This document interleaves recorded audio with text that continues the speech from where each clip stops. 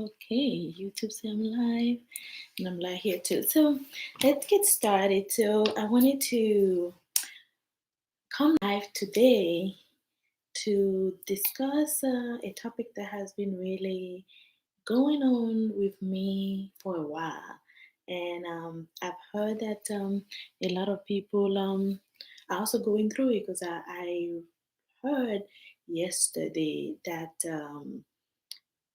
I heard yesterday that. This has been huge. This has been huge lately, and this is something that I really, really want to discuss. Give me 1 second. I want to make sure that I can see myself and everything is good here. Okay, so let's get started. Okay, so welcome to live with me. I use to be very worried. I like talk about living your best life, living your best life virtually, and especially with the lockdown now, we are all confronted with being stuck at home for all days and not going anywhere. And this has increased a lot of people anxiety level, definitely. And I thought about just doing a live to talk about, living your best virtual life, right? But to be able to live your best virtual life, the first thing that you got to think about is how to deal with that anxiety that might cripple you. So today I want to so I'll give a couple of storyline around it, and then trying to make it a little more um, detail on how to cope with anxiety. So, if you don't know me, I had a baby about a year ago, exactly, close to 1 year ago. And prior to that 1 year, I would say between 3 years to 18 months before that, I went through a lot physically, emotionally, woman fertility issue, going to the hospital, going to the doctor, and trying very hard to get pregnant, pretty much. And happily that happened, and I had the baby. But right after I had the baby, I found that I have a high blood pressure.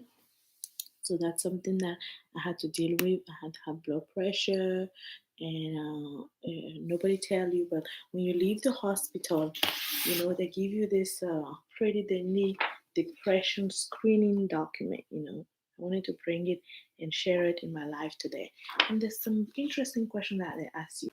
I've I haven't been able to laugh and see funny side of life. It's 10 questions. I have blamed myself unnecessarily when things went wrong.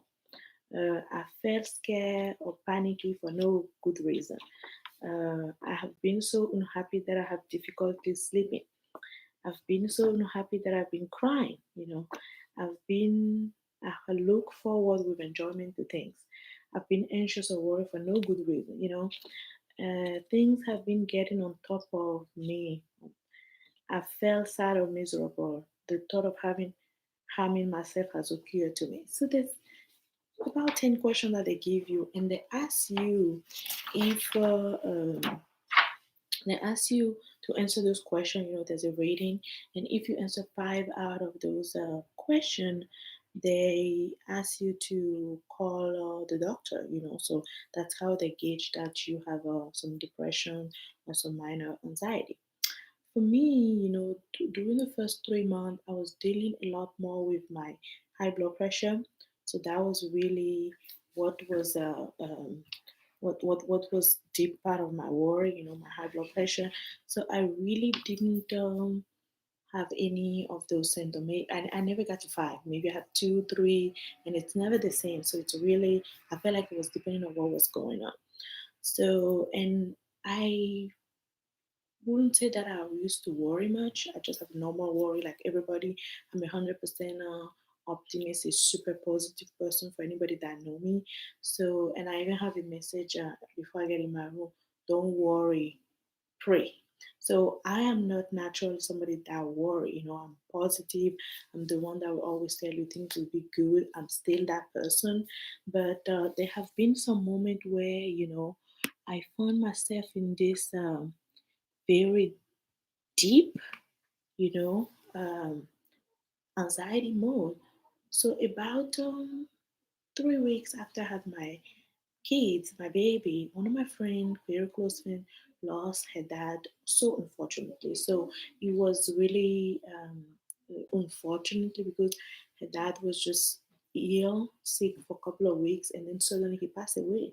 And either it was because it was unexpected, or how I was announced to it, or maybe my state of mind at that time, it really, really got me in the deepest anxiety that I've never seen. So I was really anxious, and I felt like I was even more anxious, not for my friend, but just for me, for like the whole state of how life is in general. How much somebody can just pass away so suddenly. And the funny thing is, and the weird thing is, this was not the first time that I lost somebody that I know, but it was just that I think I was in some already mild depressed state. So that on top of it just brought me very in a very anxious mode. So I got anxious and I've been anxious for a while, and that's when I started really paying attention to my anxiety. So let's talk about what is the definition of anxiety. So anxiety is really excessive worry, increased worry. Everybody has a mild worry here and there, but anxiety is really when you worry a lot more, and your worry just keep increasing, increasing no matter what you do. So that's when I started paying attention, and I was like, something is not right, something is going on here. I have to think about it a little bit more. And it's really when you start, and I realized that I have people in my house. I have a family, happy family. I have every reason to be happy, 100% optimistic, 100% positive. But sometimes, I just get in this worry and deep anxiety state for no reason. And it's usually when I find myself alone, or when I'm doing very mundane and unnecessary tasks. So I start paying attention to those, and I was like, I have to do something about it. This is not right. I know myself. I'm almost 40 years old. So I know my normal state. So something is really not right. And it has started impacting my sleep. So it has been, somebody's writing to me on Facebook, it has been impacting my mind, my state, and everything. So I decided to find a way to cope with it easier, right? So my way to cope with it was um, self-care. Definitely everybody has been talking about self-care so much lately, so self-care was one of them. Second was a social detox, trying to detox. Third one was a prayer, and the fourth one was talk and communicate. So this is the last stage really for me, the talk and communicate, because I feel like you have to do your most internal work. And I will explain to you, while you even do your most internal work, you find yourself in your deeper state, of that situation. So most recently, about mid-February, again, I was on social media, just browsing in the morning. Kid has gone to school, and I saw on social media that one of my friends passed away. I haven't talked to my friend in a while, and then I just suddenly read that my friend passed away. And that literally, I mean, that put me, I had an anxiety attack. That was the first time in my life that I was really feeling anxiety attack. And this is how it goes. And I've read about it extensively to share that that's exactly what I had. There's a tightening, at least for me, it was not muscle pain or anything. There's a tightening in my chest. It was getting warm. I was hyperventilating as if I couldn't breathe. So I just lay down exactly on the bed where I was leaning against. And there was nobody in the house. I have a baby that was sleeping, and I was just by myself. So I lay down there and tried to get my breathing in control for about 5 to 10 minutes before I can. So I literally was, it was like you hit by something emotionally, but it's internally. Then I realized that, oh no, I really have to do something about it. Like people can die from this thing because I literally saw myself just going from 0 to 100 in that moment and being out of control of myself, my physical body self, and obviously my mental state. So that's when I really I decided that I'm gonna try to find a way to cope with it. So I start with the self care. Self care is really do everything that make you happy. Anything that can help you take your mind off of it, daily affirmation. I do a lot of daily affirmation. I do a lot of regular breathing exercise, meditation. I've been doing meditation for a while, but I increased my medication. I became very consistent with it as, as much as possible. And I started taking copious notes. One of the technique that I learned 10 years ago, when there was last recession, was I was working in a company and there was laying off a lot of people. A lot of people was getting laid off. So what I was so worried because everybody, if you come to office every day, everybody's getting laid off left and right. Although they tell you, oh, you're not going to get laid off, but I was intensely worried. And I was in the middle of that, I was reading the book by Dale Carnegie called Stop Worrying, Start Living.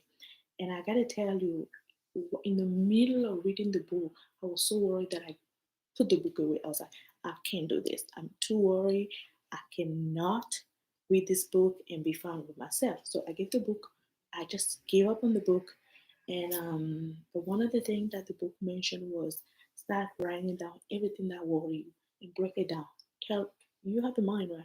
Trying to tell yourself why you worry about this and see if there's any validity on all of this, and leave it in your drawer, literally leave it in your drawer and come back to it in 3 days, in 30 days, in 3 weeks, in 3 months, and almost 300 days, and in 3 years, literally. And as you're coming back, you're going to see that they're not realizing. So it's just in your mind. So anxiety is definitely a disease of the mind. So you got to take care of your mind. I am not a doctor. I'm really talking from my own perspective, what I've tried and what have been working for me, and I'm definitely work in progress. Definitely work in progress. So this year in January, I remember that technique and I've been doing it. And I'm even gonna write an article about it at the end of the year, how it has been going. So what I will do is every month, at the beginning of the month, the beginning of the week, I write down what is my anxiety. And I tell you, by Wednesday or Thursday of that week, the anxiety has been crossed off. Whatever was my anxiety will have already been crossed off because it's just something that is in my subconscious mind that I'm worried about. But eventually, it gets solved somehow because you work hard at it or you fix it. So that's part of my self care. Breathing exercise, daily affirmation, and definitely, writing down has helped me. Adding anything that make you happy. I love cooking. I love listening to music. I love reading books. So I do all those on my daily so that my mind is not off and thinking about. It's not trying to wander off and trying to create worst case scenario in your mind about anything that's going on. So so that's for the self care. And there's so much you can do about self care. It's self care really depending on you, what's gonna make you feel better. It's the word is self care, right? The next one that I tried was social detox.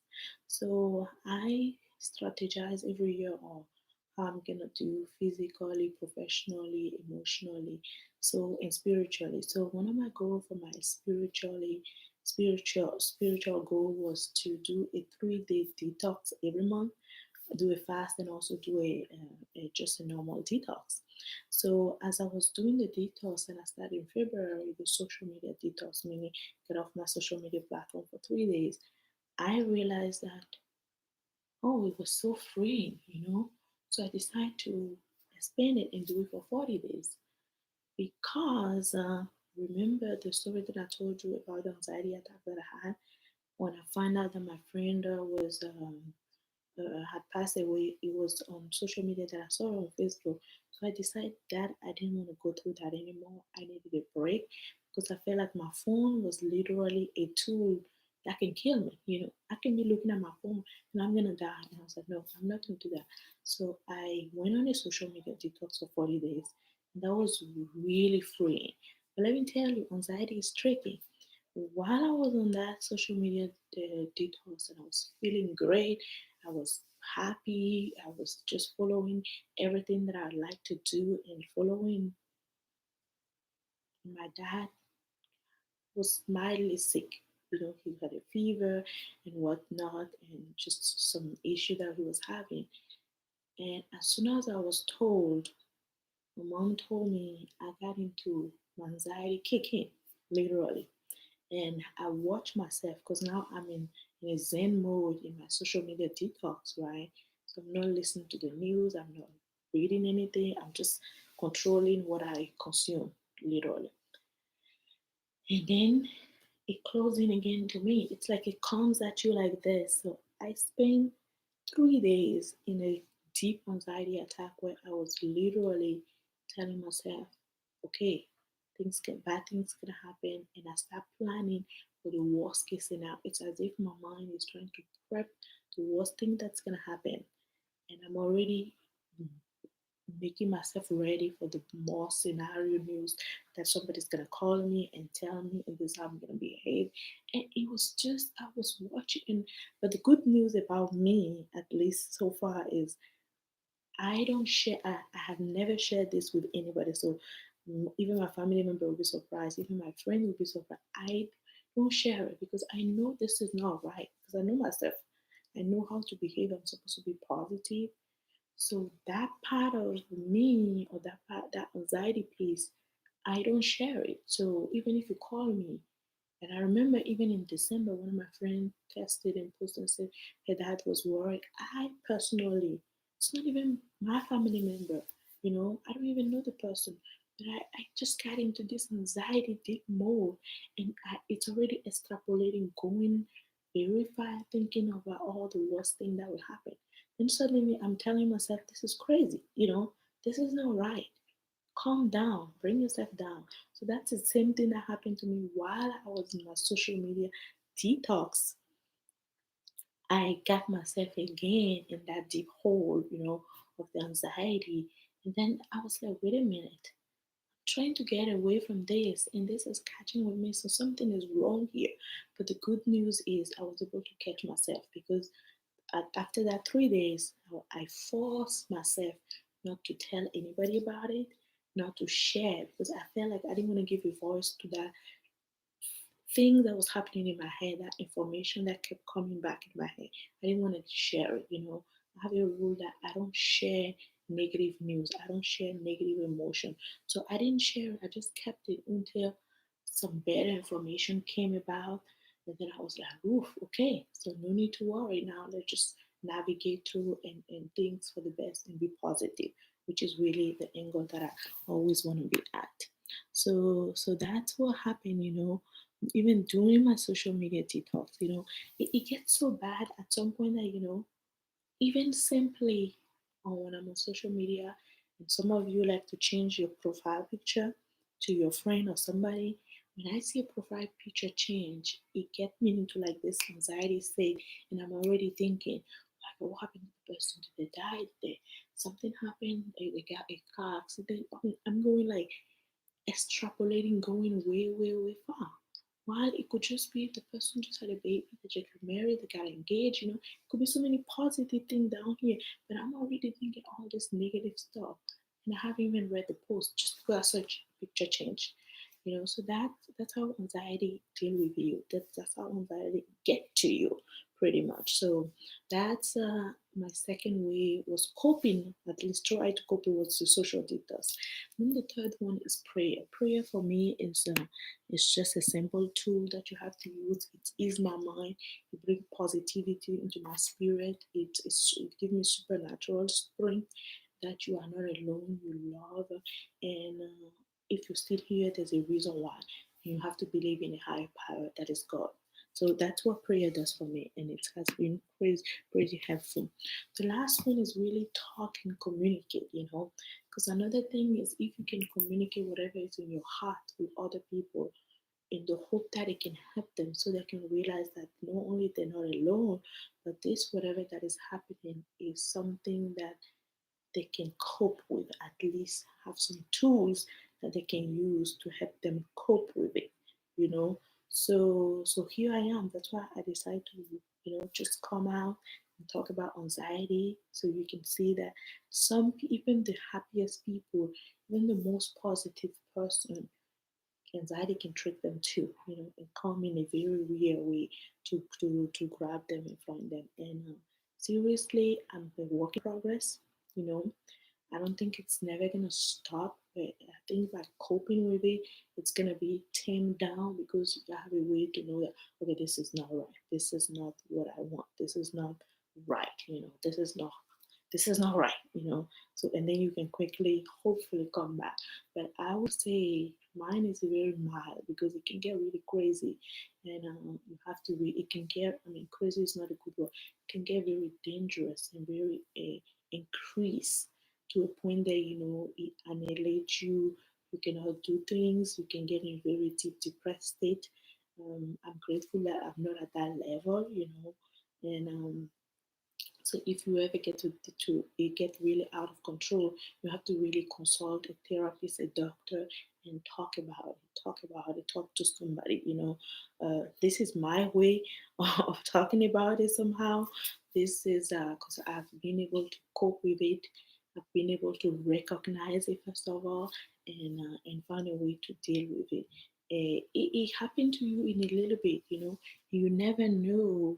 You never know what is the reason why it happened. That's just thing that trigger it for you, but it's just like it's a trigger.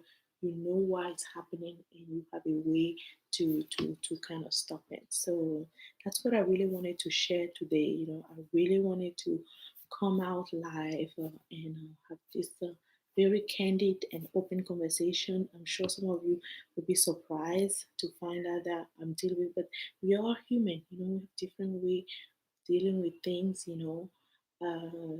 Again, just to recap, things that I've done to really tame it down or cope it is the self care definitely.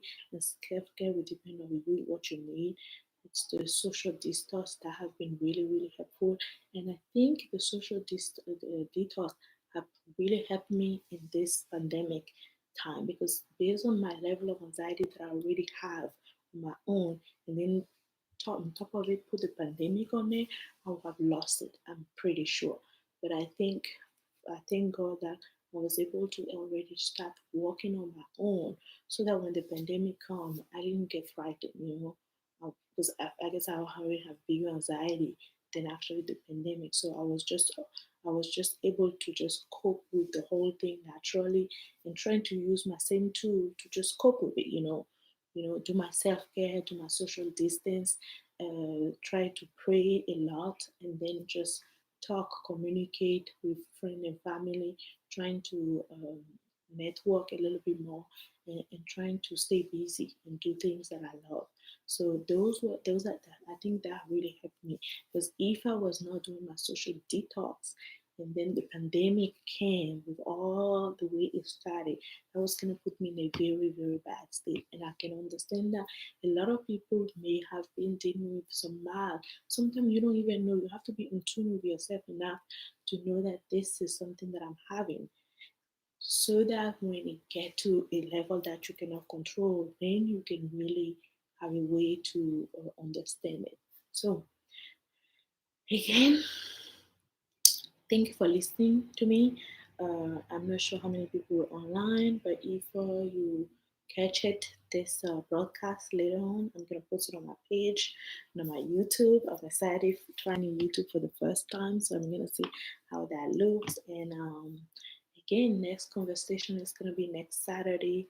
We're going to talk about embracing change because, hey, we have some very hard time that we have to embrace change. Things have changed a lot. Even this whole working virtually, living virtually, And I believe even on the other side of the pandemic, there will be a lot of change that we have to embrace. I naturally, I love change, but we're gonna talk about embrace change. Things that we have to start learning to embrace to live our best virtual life. So thank you for taking the time to watch this video later, and I'll catch you next Saturday. I want to do this every Saturday at 2 p.m., but tomorrow I have a all-day training, so that's why I decided to do it today.